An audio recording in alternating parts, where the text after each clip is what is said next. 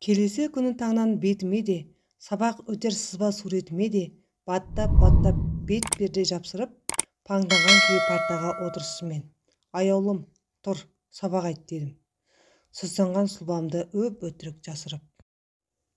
Ағай, болды. Ағай, еркелікті қойып сабақ айт. Бәріңе де айтарым сол. Дайындалып отырыңдар, ал керек болса.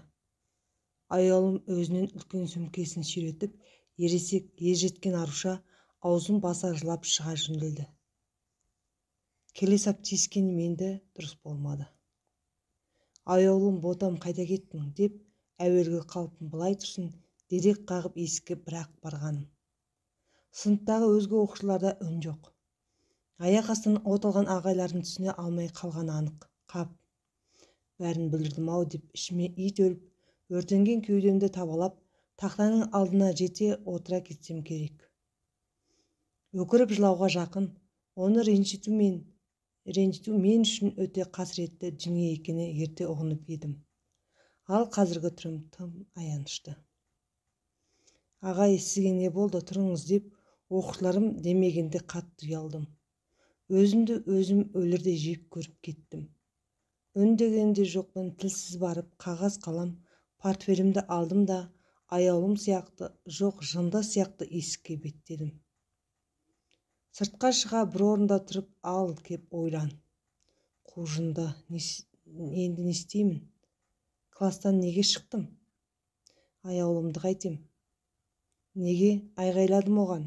Ол бәрін біліп қойды, я білді.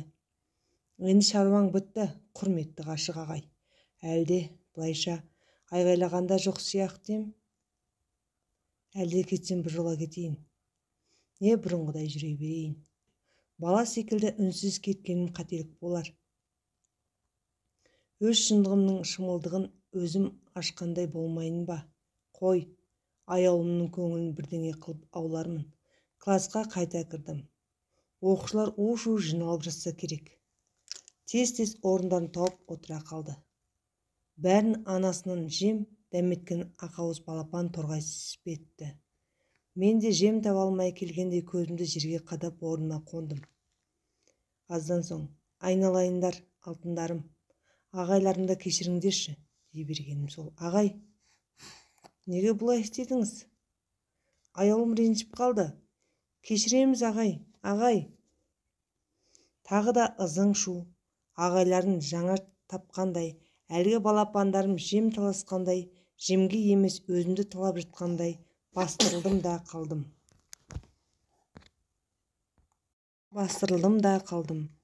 Бірі ағайлап, жүгіріп бетінен сүйіп жатыр, бірі құшақтап, бірі тартқылап, ұйпа-тұйпамды шығарды. Тек аяулым ғана жоқ. Сонымен ағайымыз оқушымыз болып тынышталдық. Мен әуелгі қалпымда. Балалар, сабағымызды өтейік. Ағайларың түнді ұйықтамап еді, сендерді ренжітіп алдым. Енді қайталанбайды, уәде берем дедім. Әйтеуір ағымнан жарылып жатырмын. Бірақ сабақты бастайын десем, аяулымның бос орнына көзім түсе береді. Алаңдаулымын. Қыртып әлі тұрмын. Есіктен сан шығып кеткім келді. Сонда өзге оқушыларым ше? Олғыл ғой. Аяулым ғана мені ағай қылып, осы мектепте ұстап тұрғанына көзім жетті. Сол қашадай қазақтың қара торы қызы. Енді қайтып көрмейтіндей, енді қайта оралмайтындай, енді қайта жыламайтындай, сәби болса да, салиқалы қыздың әсері бұлай болмаса керек. Кенет есік ашулы ашылды да, ар жағынан аяулымды жетектеген анасы сөйлей кірді. Әлде ұрысып келе ме? Бұл қайткеніңіз? Естен кіре айғайлап адам сабақ сұрай ма екен?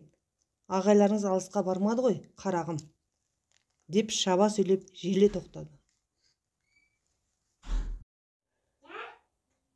Қара торы тері тотығып күнге қақталған.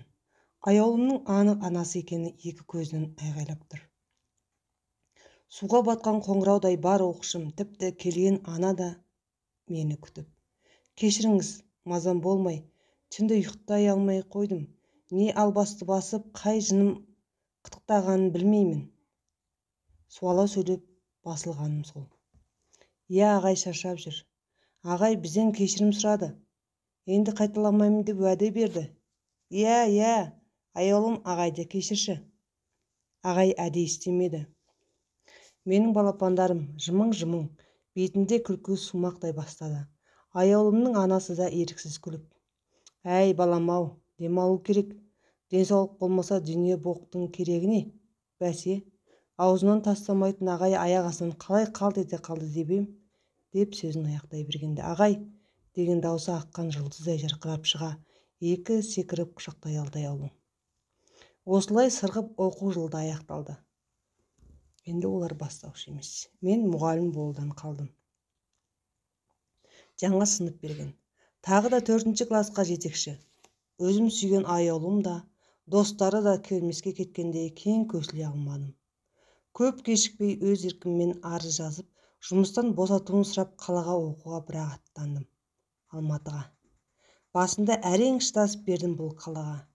Өрісім кеңіп, көзім ашыла түскен алғашқы жыл аяқталысымен ауылға аттандым. Көкіректе толған сағыныш аңсау. Тіпті қорадағы қойдың дым сасқан құмалағында қатты сағындым. Келдім. Өз үйіме өзім қонақ. Демалыс 10 күн. Туған туыс, жора жолдас бәрін араладым. Келгеннен жүрексіндіп аттай алмаған табалдырғым мектеп болатын. Аяулым жүрген сол мектеп біртүрлі ұяң, паң, кербес көрінеді. Жүрегім жөн таба алмай өзім тықпалана бердім. Ол қазір 5-ті бітірді, 6-шы сыныпқа аяқ басты. Жасы 10-нан асты. Есейіп кеткен сияқты. Арамыз 11 жас әлі өзгерген жоқ. Бірақ басқа дүние өзгерді, көп өзгерді. Ол ағайын сағына ма екен? Мен сағындым, тіледім. Мектепке қадамымды санап басып, ақыры бардым. Жете бере оқушыларым көзіме оттай басылды. Көре көңілім тасып жүгіре жөнелуге азақ қалдым. Ағай, 1000 мәрте ағай. Біреуі көре, бәрі маған қарай, ағайына қарай жамыраған қоздай жүгірді. Көңілім босап сора-сорам шықты. Алдымен келген іліп алып құшағыма қыстым. Бәрін кезек-кезек. Бұрынғыдай емес, ересейіп. Өскендері бірден байқалды. Бірінің бойы сорайып, бірі ысылып, арықтап, бозбала кейіпке енген. Әңгімелер де сірі, ал аяулым жоқ. Төңірекке түскен көзім адаспады. Достармен топтасып тұрған орнынан қозғалмаған. Қаққан қасықтай қатып қалған. Не істерін білмей, не дерін білмей кінәс бейнесі сырын беріп қояды. Есейген екен. Есеюдің ең алғашқы сатысы саңылау бере бастаған. Бұл тұрысынан жүрегім жанымды қырнай бастады. Сонда қалай? Ол бәрін бұрыннан білген, сезген екен ғой. Сәл өсіп өмір қулығы, қалыңдай түскен соң баяғыдай алдай алмай тұрғаны, аяғы тартпайды. Сонда да баяғы кіршіксіз періште, сезіміне жеңіліп тұрғаны. Құдайыма ұят-ай. Өмірімде бұлай ұяттан у ішпеген болармын. Не дерімді біле алмадым. Не деймін? Мына тұрсына қалай баяғыдай. Қыз табиғат-ай, тым-тым ерте сейетін. Менің өзім сол кездері алданған болғаным. Бетіне, бір-біріміздің бетімізге қалай қараймыз? Екі сиқыр. Сол кездері түкпіріне, балалық табиғатына орап келсе, қазір орай алмайды. Көрініп қалады және оны біліп тұр. Қорқады. Ал мен ұялып тұрмын. Айналып кетіп қалсам, жоқ азаматтығыма, өз көкірегіме сын. Ағай, басым бар, қайтейін. Тағы сықырсиын. Өмірде өтірік көлбіреу, былай келсең бар тілігің ойыннан басқа. Ақырын басып оқушыларымнан бөлініп кінәсіз кейіптегі аяулыма бет бұрдым. Не деймін? Не дейсің? Ботам қошақаным дейсің. Жүгіре басып қайта аяңдадым. Ол да маған бір басып, екі басып келді. Жүгіріп үн-түнсіз құшақтай алды. Құдай-ай, неткен сұлулық. Қалай реңденіп кеткен. Өзің де бәрін түсініп келеді екенсің-ау. Рахмет саған. Мен де үндей алмадым. Аздан соң оның сұңқылдай жылаған даусын естіп, егіліп өзім де жылай бастадым. Иә, жыладық. Жел соғып шөптің басы қозғалды. Пыш-пыш өсек көбейді. Ұяттан өлген қыз бір емес 1000 рет. Аяулым да бәрін іштей дестелеп, айтуға тілі қойып ойға бару қорқынышты. Сезімін ағайлық еркелігімен жасырып жүрді. Ұяттан өлген кез бір емес 1000 рет.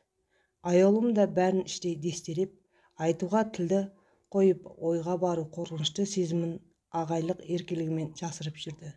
Мен де барымша ағайлық парызымды өтей түстім. Іс насырға шауып, қара бет болудан қорқып қалаға тез қайттым. Қалаға кеткенде молынан кеттім. Ауылға келіп кеткенім тынышының таза қимылындай еді. 5 жыл.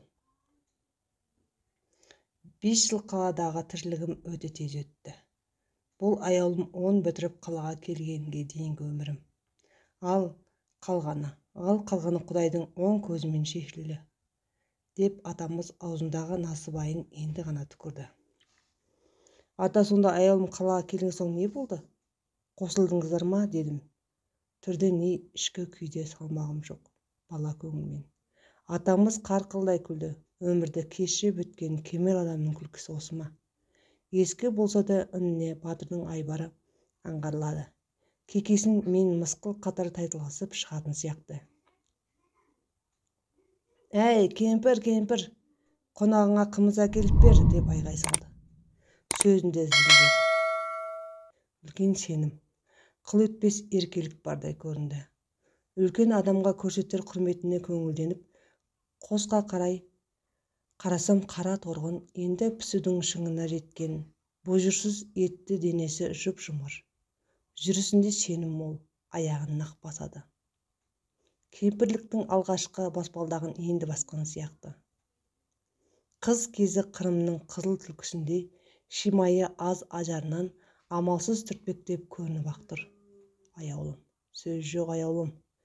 Біздің атамыз еркелеген болды. Қымыз ұсынған апамызға әрең тіл қаттым. Аузым ашылып та қалған шығар. Рахмет апа, аман болыңыз, дедім ширыға сөйлеп. Айналайын. Апа. Қатар шыққан екі дауыс есімді алды. Сұлулық сөзі де болады екен-ау. Қостан қиялдаған қызым жүгіріп келе жатқандай. Апалап шыққан даусы жүрегіме жиналып жатыр. Тыпырлап атама қарасам көзін берер түрі жоқ. Шалдың сүйгенін іштей суреттеп, қиялға ерік беріп отырайым. Құланның қасынуына мылтықтың басуы деп келгенін қарашы.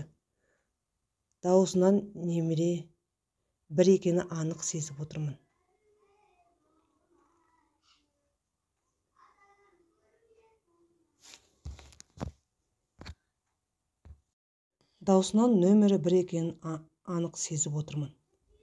Жасы менен әлде қайда үлкен. Я үлкен. Мен ондамын. Ол нешеде екен? Мына бүлдіршін атаңның қонағы дегені бар. Мені қызына таныстырып жатыр. Бүлдіршін дейді, ашуым келіп. Мен жігітпін, дедім бетімді жасырып. Теріс қарап атама беттесіп жайғасқам. Қалыбым малдаста. Қарауға батылым бармай отырғаны. Мен ақ толқын деген әлгі жауынгер үн құлағым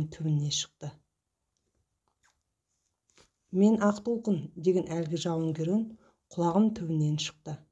Жалт қараппын, Құдай-ау, деймін жұртын алмай. Мен алпамыспын, деп айғайлап жібердім-ау. Келбетін күлкі көміп, сыртынан алақанмен басып келді де, атасына маңдайынан иіскетті. Мен алпамыспын, деппін ғой. Құдай атқыр, қайта қайталап.